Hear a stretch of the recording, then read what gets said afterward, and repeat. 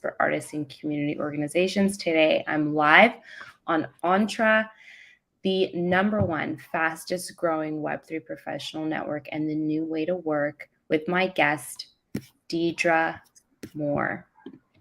How are you? Good evening, Miriam Dorset. I'm well. Thank you so much for having me tonight, okay? Yes, absolutely. For those of you guys that don't know who Deidra is, she's a single mother. She left her job as a commercial real estate paralegal at the Manhattan firm after 9 years to attend law school. This was way back in 1996. And then she began working as a public defender with the Legal Aid Society in Bronx County in 1999. After graduating from the City University of New York School of Law, she left the Legal Aid Society and 5 years later started her own firm, Law Offices of Deidra R. Moore, P.C. As an African-American woman, wife, mother, and change advocate, Deidra embarked on a journey in 2020 to educate as many of our youth as possible about the value of investing in themselves and learning about their history. In 2022, she published From Me to You, The Power of Storytelling and Its Inherent Generational Wealth as an African-American Story. We're going to be chatting with her today about that process and her life, her chapters up into this point. Any questions, chime in. Really want you guys to join the conversation today. Feels so good to have people coming back to the stream every single week. So Deidra, let's just hop right into this. I'm incredibly excited to chat with you. Where are you today? Are you in New York? I'm loving the background of, is that art there? Well, first, I am not a single mom currently. I was when I quit my job back in 1995, I think it was, to attend law school though. Okay. I've since had another son, and my husband is Pierre Janvier, who is upstairs holding down the fort for us. And so I'm here in New York in our home, and thank you very much again for having us. So yeah. Yeah, that's a very important clarification. I think he would appreciate that. I think so. He's like, wait a minute, what? And are you still practicing law as well today? So I have been blessed, Miriam, to have been practicing law, litigating for nearly 23 years. Oh my goodness, I'm dating myself. But I've been blessed to maintain my law practice. And as I indicated, it's been 23 years. I'm litigating in the areas of matrimonial law, guardianship, trust and estates, some wrongful death matters. But it would be in June of this year, 2022, that I somehow pivoted and became a published author, having written the book From Me to You, The Power of Storytelling and Its Inherent Generational Wealth, now in New York public libraries as of a few days ago. Amazing. Thank you for that. Yeah, and so yes, I'm still practicing law. So that's incredible that you found that, the time. You're doing so many things. It's a very inspiring story, and I think that a lot of people can benefit from hearing just kind of how you get the energy that you do, how you came up with this idea for the book. What about, the title? How did that title come to be the title of the book? Great. Thank you for that question, Miriam.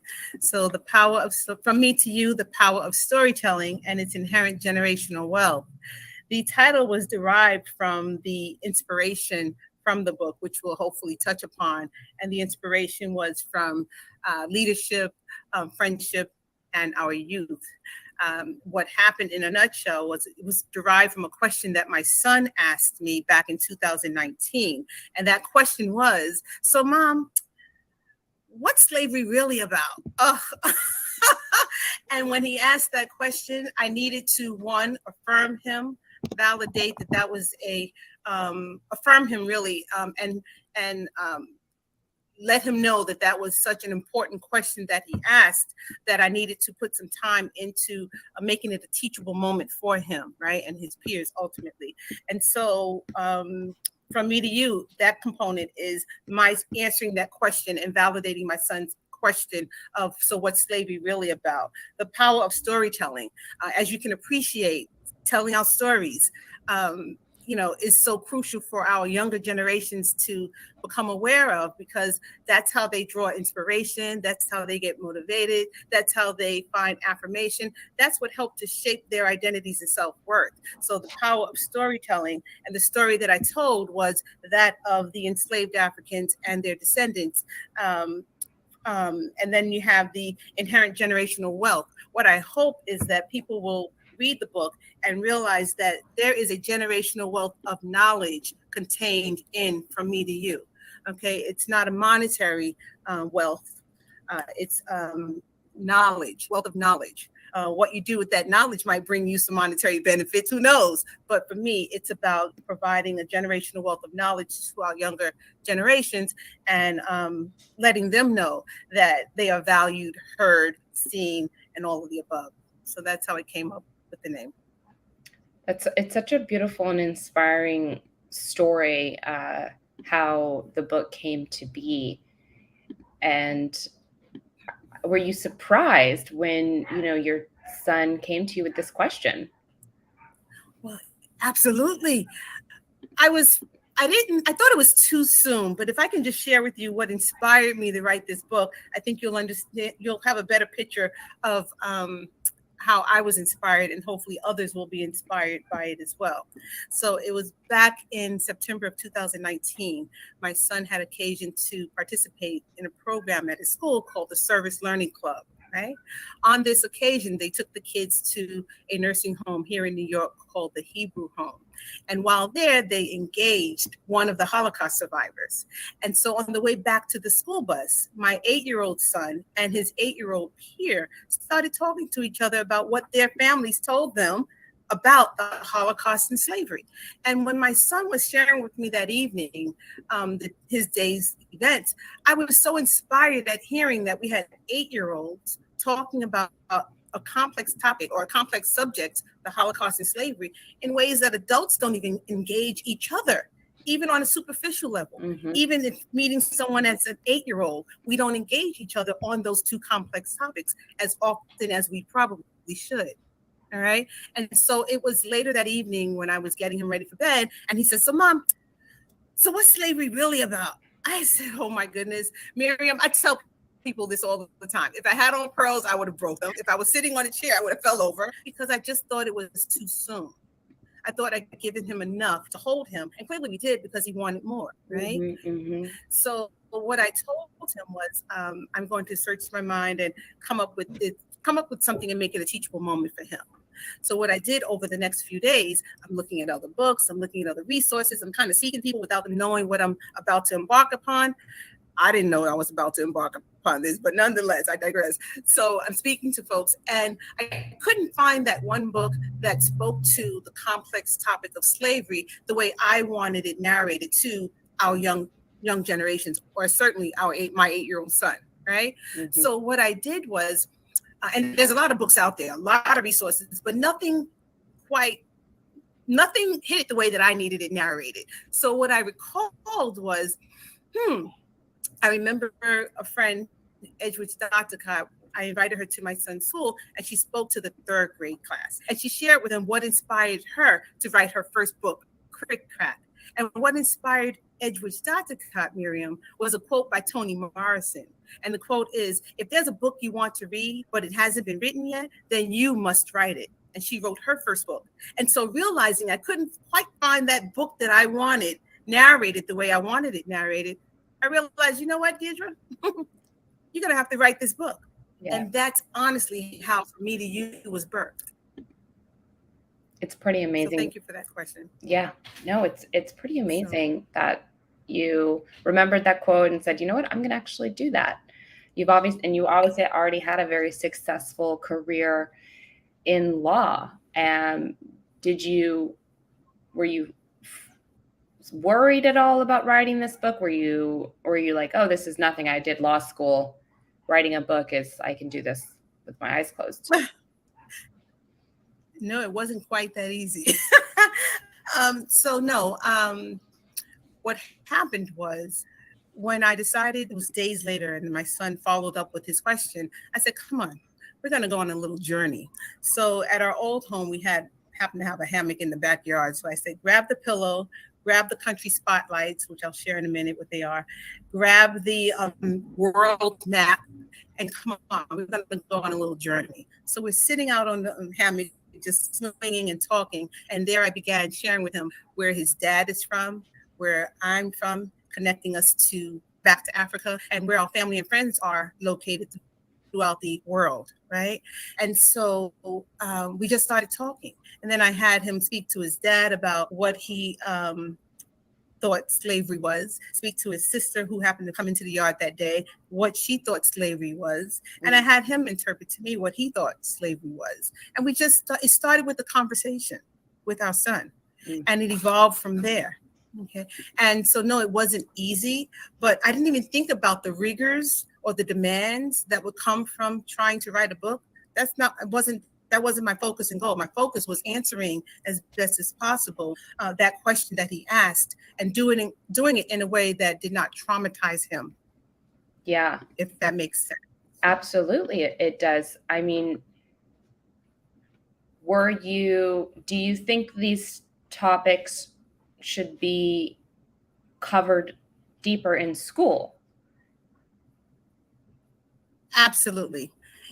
But even if there are schools that are not willing to address these topics, we as parents, neighbors, lawyers, doctors, teachers, promoters, whomever we are, whatever title we wear, whatever person we are being, we need to share these stories with our children regardless. Mm-hmm. And that's what my mission is, to get out here and to continue sharing the stories of our ancestors and sharing the value of trying to get our children to realize the value of investing in themselves, and knowing that notwithstanding what's happening in the world, you are loved, you are valued, you are, slavery is not your burden to carry. You understand? And to me, it's about identity and self-worth, and instilling that in our children as early as possible. So whether you do it in school or not, I think it's something that should derive from home at first. I agree with you. I agree 100% as well, because when you learn something, especially in a school environment, you take it as fact. And we obviously have come to find out that a lot of the stuff that was taught in school is not fact and not true. And a lot of things are omitted and crafted, and stories are told differently in different places depending on what school you go to and what part of the world. And part of telling your story and owning your story, there's empowerment in that, and being able to choose the words that you describe what has, the history of your life and your ancestors in your own way. You can choose to tell that story how you want to choose to tell that story versus how people have told it, which I think for me, a lot of times, even the neighborhood that I live in Miami, in Liberty City, are like, oh, it's such a dangerous neighborhood. And, it's historically African-American. And they're always shocked that I live here. And so I start changing that story. I'm like, well, actually, it's a really beautiful neighborhood. It's centrally located. The people who've lived here have lived here for years, for generations.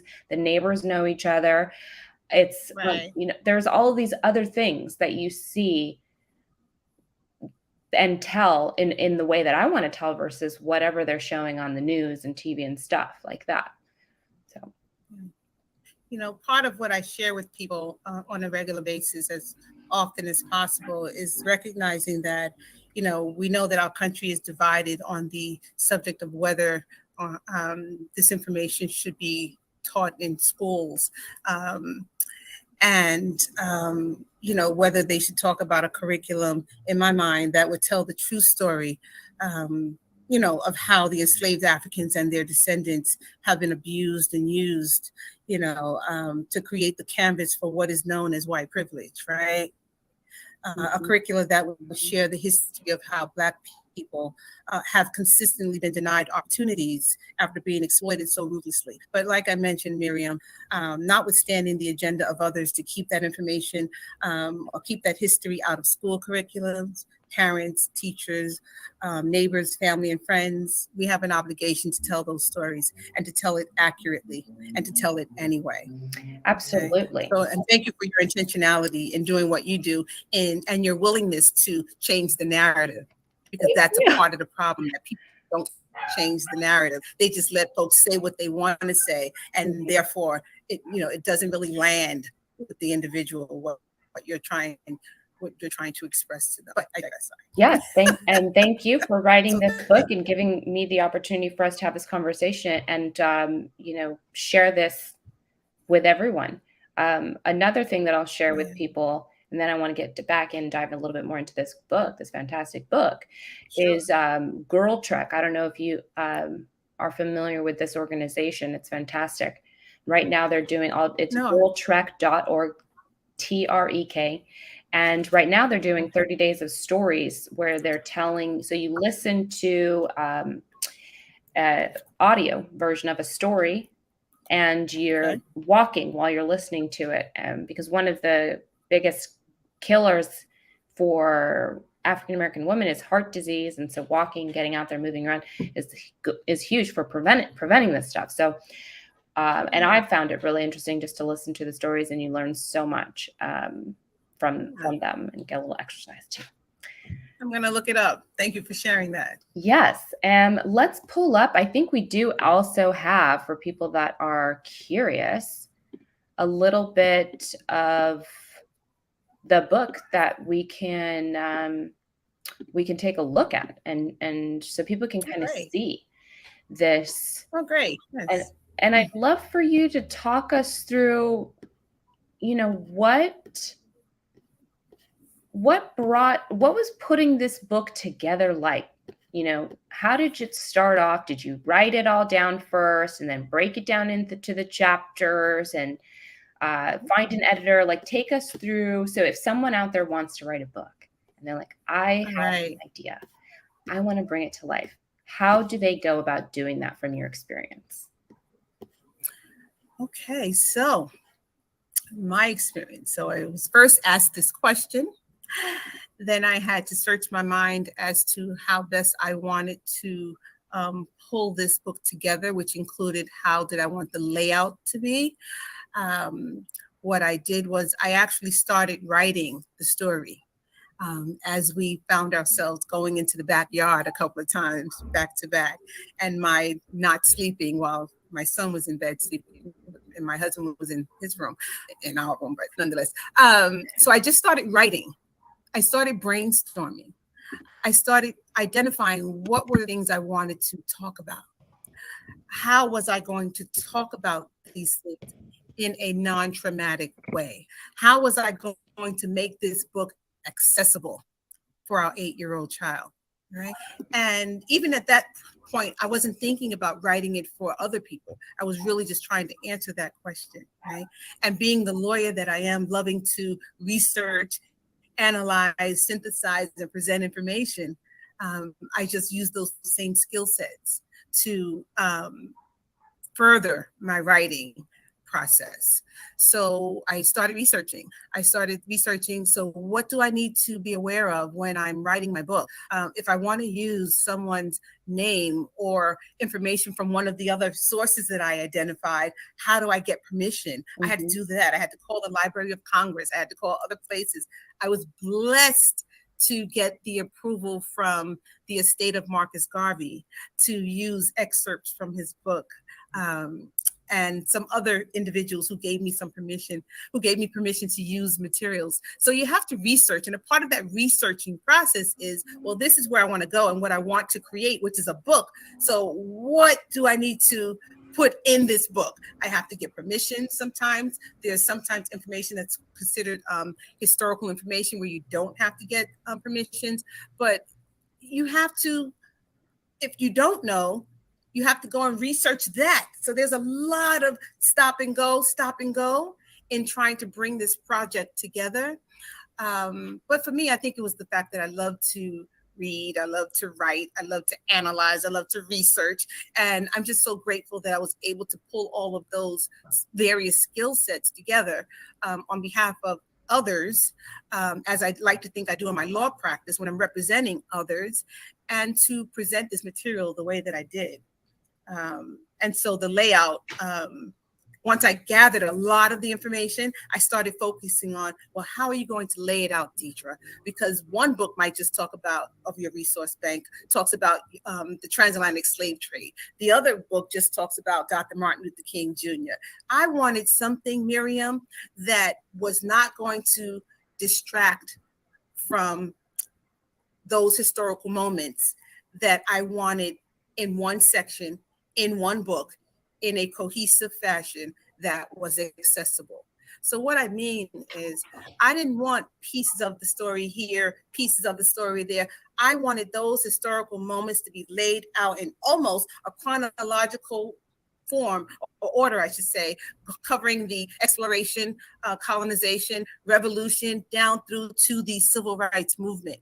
Mm-hmm. So what I did in the layout was, the book is written in, it's one book written in 3 parts, I like to say. The first part of the book, which is chapters 1 through 3, I believe, that speaks to the diversity of the people and the family and friends we have connected throughout the world, right? And the multiculturalism that exists in his school.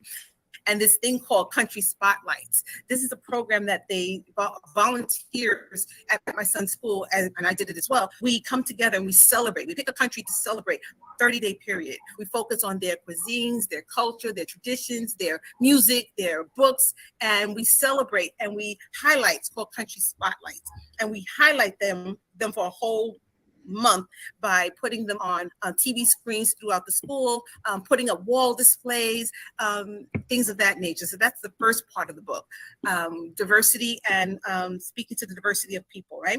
The second part of the book is where I get into what I like to say is the who, what, when, where, how, and why, touching on the topics of that complex topic of slavery, let's just say, from exploration, colonization, down to the revolution, down through and including the civil rights movement. So that's from chapters maybe 3 through 13. And I think chapter 14 is where I hit the civil rights movement in a little more of an expansive way, where you're going to find about 14 beautifully illustrated illustrations by my beautiful illustrator, Valerie Booth-Yett, who illustrated some of the most prominent 19th and 20th century civil rights activists and leaders.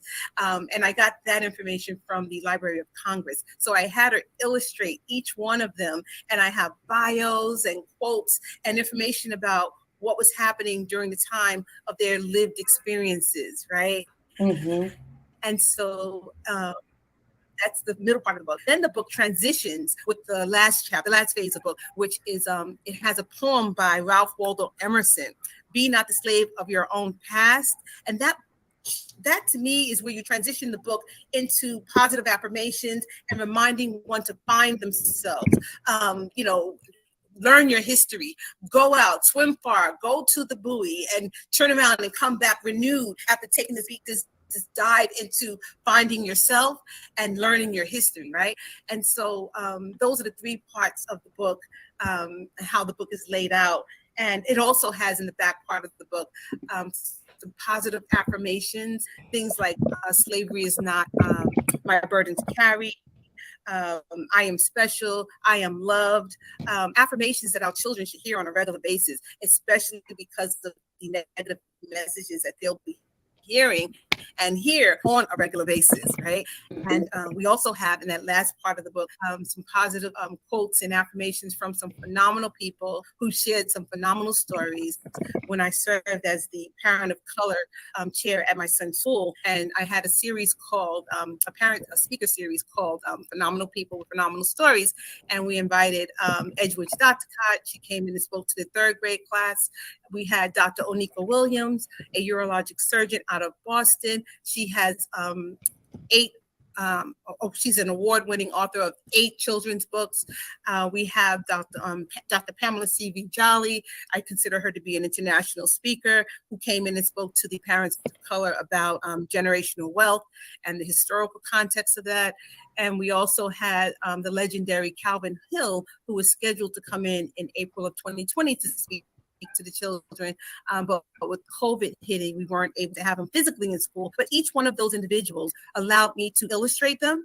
Each one of them provided a particular quote, a special quote to include in the book as well. And so that's how the book is laid out, and that was my process in pulling it together. Amazing. And I'm so glad you acknowledged all those people. We have some viewers as well on YouTube that may be chiming in, and Facebook and LinkedIn. If you have questions for Deidra, please chime in, drop those into the room chat. For those that are just joining, we are talking with Deidra Moore, author of the book, The Power of Storytelling and Its Inherent Generational Wealth, an African American Story. We've dropped some links that you can connect with Deidra into the chat, and we'd love to have her answer some of your questions. I love what you said before you started talking about the process you went through with writing the book. You mentioned like having this question, well, how am I going to talk about this without traumatizing? And this is definitely something that I personally have struggled with, during the pandemic, during the Black Lives Matter movement, and even just as a woman, separating it from being a woman of color, like this weight that I feel, and I'm seeking some advice. I know I'm going a little off script with the questions that we have prepared or whatever, but any advice on dealing with that? Because it's like when you hear these stories and you think about the history, and it makes you angry. It makes me angry. I'm angry that, women still are not getting the respect that we deserve. And I'm angry that people of color are not as privileged in the United States. And then I've got this total awareness of, I still do live in the United States of America, so I am pretty lucky compared to the majority of people. And I don't want to be a slave to my past, and I want to respect the people that have lived and died to get me to the place where I am today. But I also want to live my life, I want to be happy, and I don't want to feel this weight. Do you have any advice for people like myself? Miriam, it's interesting I hear you say this, because prior to writing this book, I was in your shoes. I was I don't know, angry is relative. It wasn't easy to take in the information. It certainly was challenging to live in a country where they still practice the oppressive nature of oppressing people primarily based on the color of their skin, right? We all know that nations are built by collective effort, but yet still we have stories of discrimination and, negative narratives. And people are still not respecting women and ignoring us, or and just treating us based on the color of our skin or our religion, or, our preferences. And it's so sad. But you know what? I think what is a good start, and I think I'm so grateful that I wrote this book, because I just had a moment for myself here where one of the questions one of the things I've been saying to people lately has been, how is it that we are expected to find solutions, address, eradicate, get rid of racism, so to speak, or even if it is to counteract the unconscious biased conduct and biased conduct of others based on how they treat people based on their race, right? How is it that we're supposed to address these things if we don't know what the root causes are? So I think education and educating people as much as possible about how we got here will help us to realize that we have all that we need to address this problem. We have all that we need to do things differently. I just said to someone yesterday, I said, it took race to create this problem by man, right? It's going to take race to get rid of it. And what I mean by race to get rid of it is RAACEE. Let me see if I remember what I told him yesterday. Recognition. We need to recognize how we got here. All right. Accountability. We have to be intentional about changing the narrative as you are, right? The other A is and collective effort.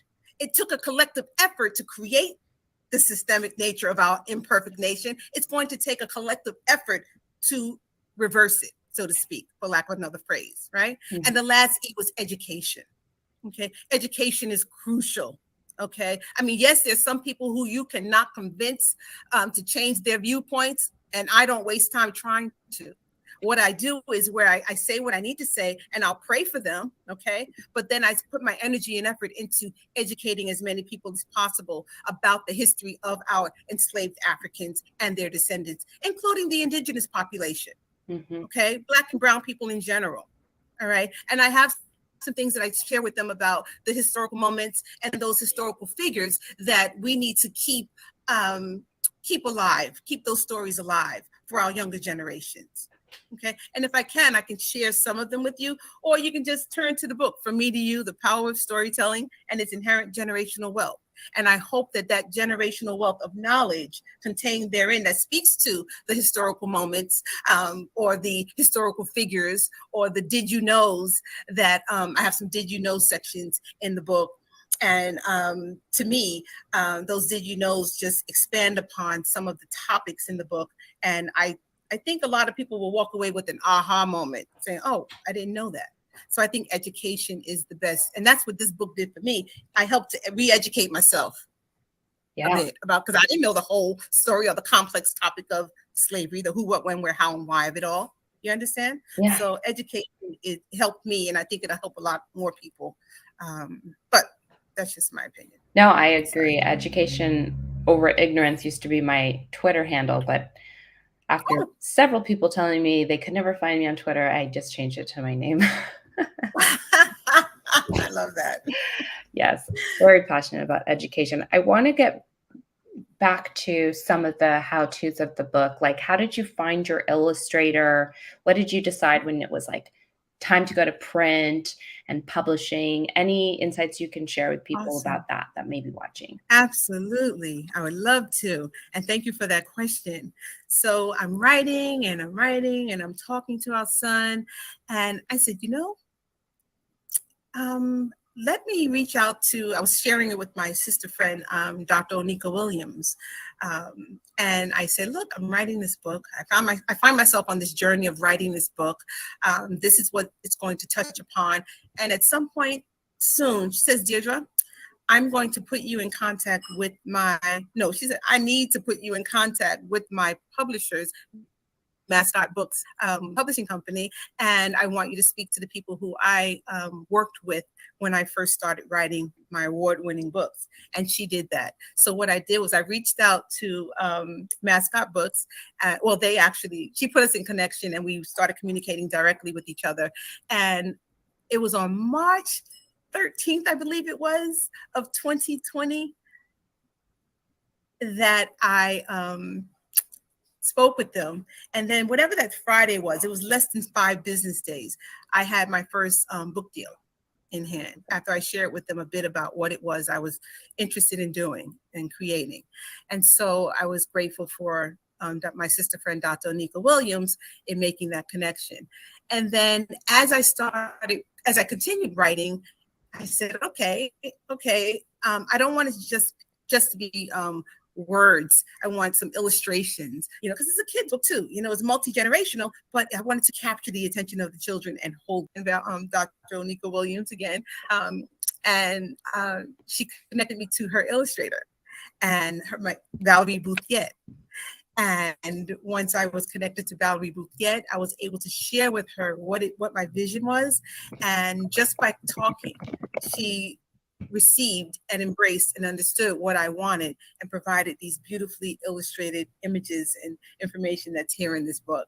And so I just want to make another special thank you to Valerie Bouthiet for the beautiful illustrations. So, and what else did I do? So I think the constant is talking and letting people know what it is that you're doing. And hopefully you will, one of two things will happen. You will ask them for guidance and direction, and they will receive and guide you, right? And assist you. Or they will, someone will see it. The bottom line is you have to speak. You have to let people know what it is that you're doing. Mm-hmm. And I think that's what was constant for me. So yeah. So talking about it, putting it out, and seeing what comes to what falls into place. You mentioned that it's multi-generational, it's for everybody, but mostly, it's important for capturing it for the children. What is important about, capturing this and writing this and having it available for the children? Great question. Let's see. Well, firstly, as I indicated, it's multi-generational. It's well suited for young readers, adults, and people of varying ages. Is also multicultural, right? I often refer to From Me to You.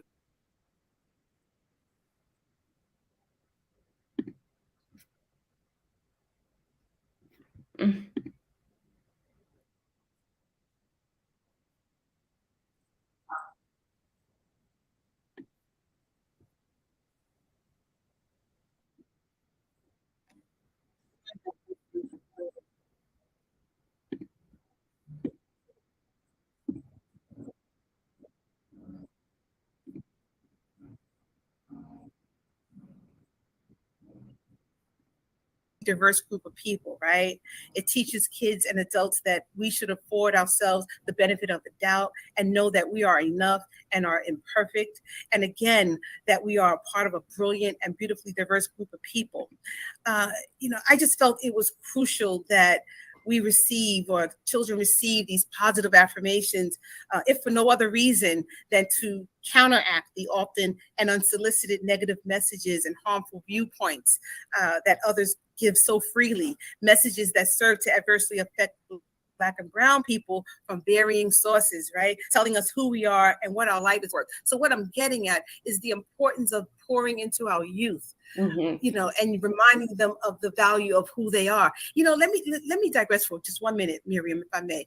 Oftentimes I share with people that, it's not solely about creating confidence and self-esteem in our youth, right? It's also about instilling identity and self-worth.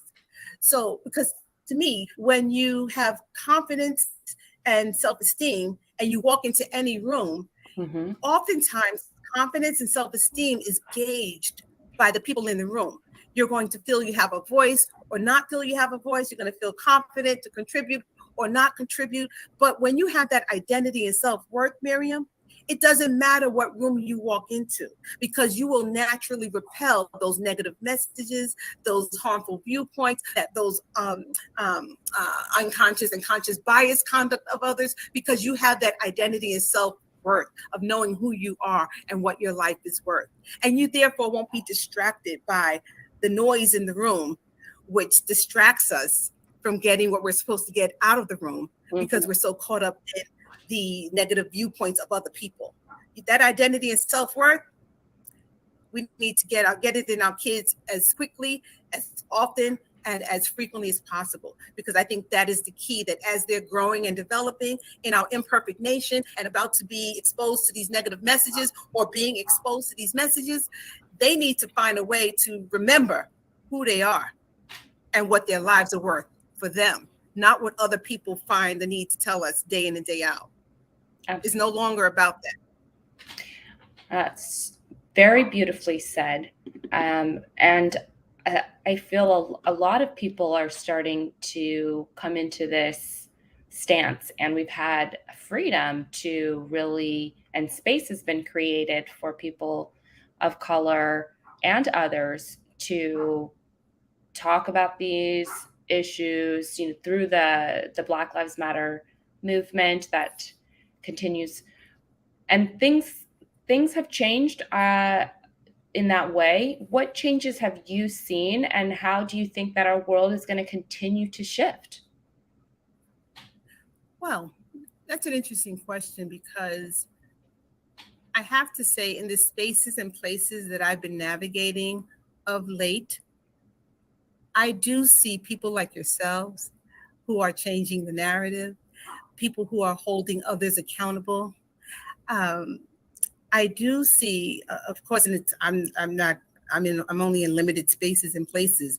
The world is so much bigger, of course, but I have a sense that people are tired.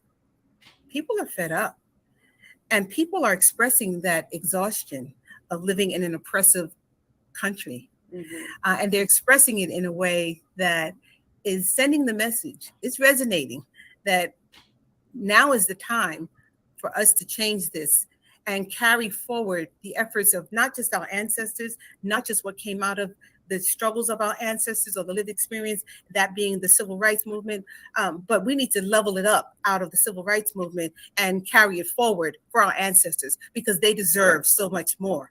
Okay, and so I'm so happy when I hear people talking about or holding others accountable, or talking about what you said earlier about basically just changing the narrative. When someone is so comfortable in talking about stereotypes, and instead of trying to have the courage to get to know someone. I've been seeing a lot of that. I've been hearing a lot of that, and I only hope that we keep this movement going, because that word just came out of my mouth naturally, because it is a movement, and it should be a movement getting away from the root causes of slavery, of the root causes of racism. Mhm. And I said this before too, because people are drowning and have been drowning for centuries in what I call the drowning in the I call it the abyss of those gaps and disparities, whether it's the income gap, the wealth gap, the education gap, the healthcare gap, whatever it is. People are trying to survive, all right, while trying to deal with and be in this abyss of all these gaps and disparities. And it's just been really, it's unfortunate, it's hard, it's sad, but you know what? Now is the time, and we need to keep this movement and keep this movement going forward, going that way, and doing the hard work of creating the will. And it's not just us as people of color. It's doing the hard work means that we didn't create this situation. We all know that, whether we want to accept it or embrace it or not, right? But it's going to require the collective efforts of non-Black folk, non-Black and brown people, who are going to have to step up when they, just like you, when you hear someone making an asinine statement or remark about Black people or Indigenous folks or whomever it might be, you understand? Hold them accountable, or give them a different narrative, okay? And the narrative is going to be facts. It's not going to be a theory. You know, I think I said that because people ask me about, well, is this critical race theory? Can I digress a little further? Just a little further, Miriam? We're actually getting comments on YouTube that people are saying this is very powerful. This book is an open conversation for family. It provides endless discussions. Thank you, Deborah, Carla, for chiming in. So yes, please continue to digress. Thank you. People ask whether this is critical race theory. And I say, from me to you does not teach critical race theory per se, right? And to avoid conflating what critical race theory is and what my mission is, please let me just say this. Right? And by the way, thank you to people who are in the chat for those comments you just mentioned. Miriam, I apologize for not acknowledging that. So critical race theory in a nutshell, from me to you, it's not teaching a theoretical framework focused on racism as it manifests itself, from structural or systemic, inequities that exist in our society, stemming largely from racial discrimination, right? Much like what is taught on the collegiate level, right? My mission, from me to you, is by far a theory. It is what I like to say, or it contains undisputed facts about what happened to the enslaved Africans and their descendants during that part of American history, which for centuries has been overlooked, underrepresented, and purposely omitted. So From Me to You provides a guide, if you will, or a tool, if you will, that serves to help shape in my mind, shape the identity and self-worth of our youth, especially our Black and brown children. And it teaches them the value of investing in themselves, as I said earlier, and in learning about their history, specifically the stories of their ancestors. And to me, there is no theory in these stories that are to be shared with our younger generations as they grow, evolve, and navigate the terrains of our imperfect nation. Okay, I just wanted to put that out there. Very beautiful. And thank you for the opportunity. I mean, we're getting some great feedback from the live viewers. If anyone has questions, make sure you drop them in now. I will make sure to ask them. What has been, the feedback that you've gotten on the book? It just recently landed into the library system, which I think is fantastic. Have you received any criticism, or what have people given you as feedback on the book? This book has been I'm overwhelmed, but grateful to share that it's been nothing less than amazing every step of the way. All right, we'll get to the criticism part in 1 second, but it's been nothing but amazing. Yes, a couple of days ago, it was confirmed that after extensive vetting and selection process, that it is now available in various New York public libraries. And I am so grateful for that, because that was a dream realized for me. Okay, number one. Number two, this book is currently being used in my son's grade school, where they included the 1619 project along with my book as the resources for talking about civil rights or social studies type subject matter, historical subject matters. And so I'm so appreciative and grateful for them to have done that, because quite frankly, this book grew out of the space of my son's school, because I saw what they were doing at his school. Speaking to what you asked earlier about what's happening in the world, do you see a change? I see the change in my son's school, because I see what they're doing surrounding diversity, equity, and inclusion programmings at the school, and doing it on the faculty and staff level. But guess what? It pours down, it goes down, it comes down to the classroom. Okay, when you see that teachers are being held accountable, when you see that people are being heard, valued, seen, and all the wonderful things that come with acknowledging someone other than yourself. And so I'm just really, I forget, I hope I didn't digress too far. No, it's great. I'm glad to hear the positive, and I think it's only going to continue to grow from here. I remember what I was going to say. So the response has been overwhelming. Okay. I think the short list now is going to be, what venues or media forms haven't I touched or has not embraced me to date? Oh, the criticism. When you mentioned criticism, I haven't had any particular criticism, but criticism is not a bad thing if it's constructive, if it's positive and not trying to hurt somebody, right? Mm-hmm, right? Mm-hmm. And so, and not everybody's going to embrace and receive this material, and that's okay too. Okay.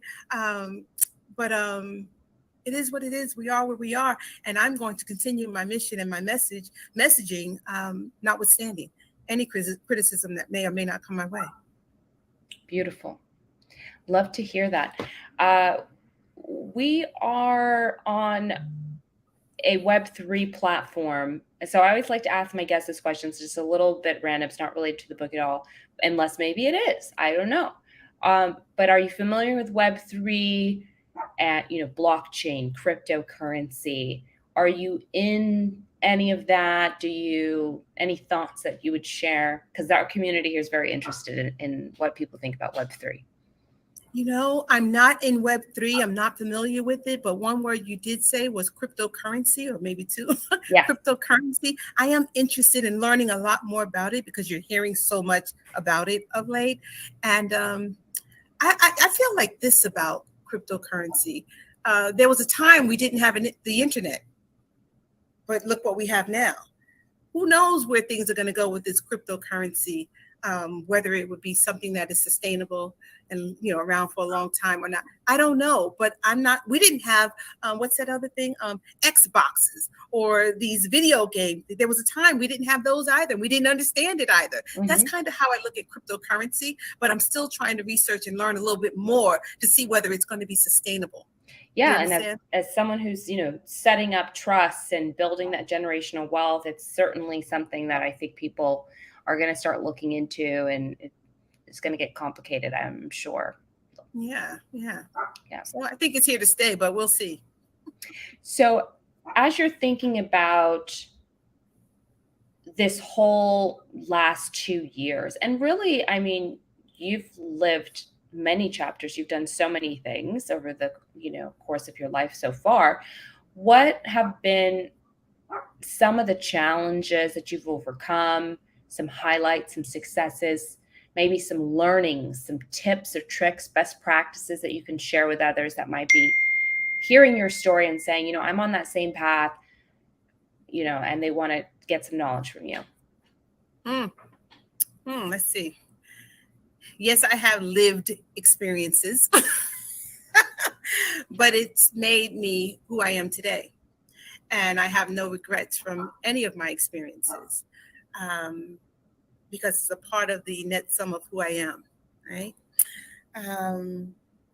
I will say this, you know, if there's anything that one wants to do, whether it's write a book, write a song, you know, become an actor, become a lawyer, doctor, fireman, whatever it is that you think you might be interested in doing, all I could recommend to you to do is try it out.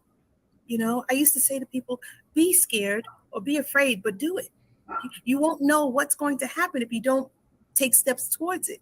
I tell them also, I can give you the 10-step process of what it takes to become a lawyer, right? But if you don't make that first step in that direction, I can't help you with anything. It's up to you to develop the will. My grandmother used to always say, if there's a will, there's a way. You know that old saying, right?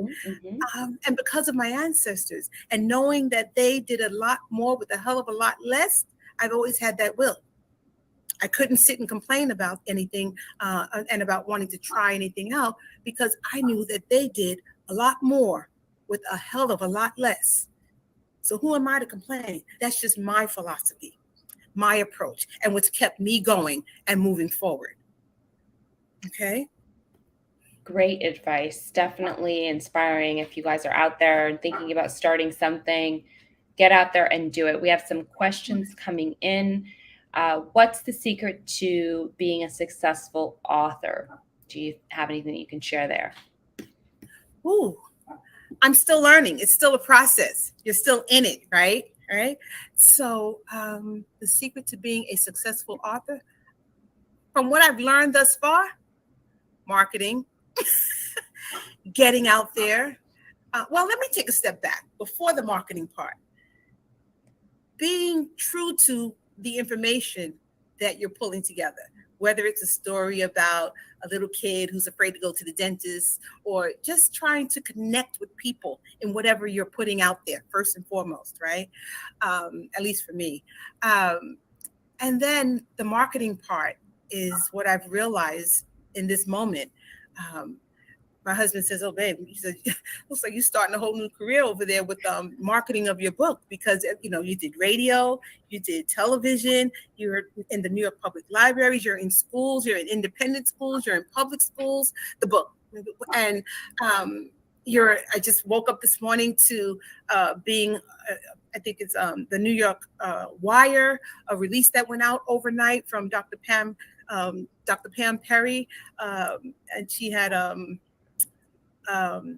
this gentleman who heads the I forget the name at the moment, I forget, but it's the New York Wire. I woke up to a news release. I was like, this is amazing. And you know what the constant is? Talking to people, sharing your story. You know, the other thing I say to people, remember that quote by Toni Morrison. Don't forget it. You know, if there's a book you want to read and it has not been written yet, then you must write it, you know, because, you know, who knows what you'll be inspired to write one day. So tell these stories, create your narratives, and just have faith in yourself to know that if there's a will, there's a way. And you have to start somewhere. And there's no such thing as it not working out, because if you're willing to invest that time and effort behind the project, it'll get done.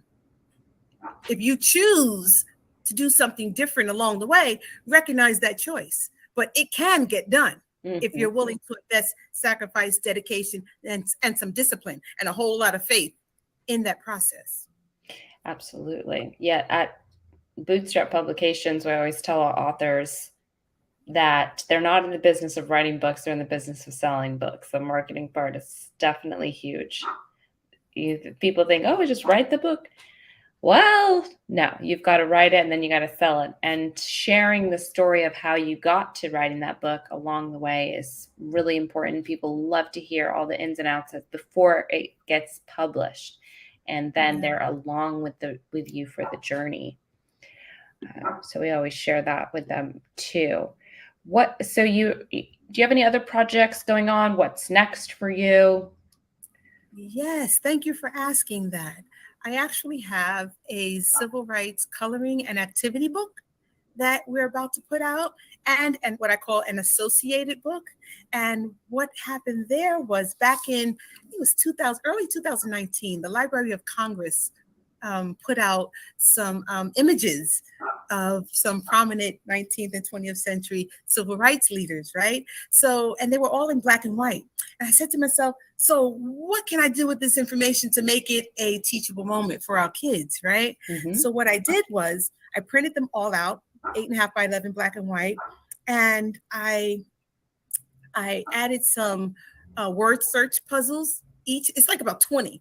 And each individual has an image that you color in, an illustration that you color in, a coloring page, a word search, some biographical information, some quotes, right? Each one. So it's like about maybe 60 or 70 pages deep, right?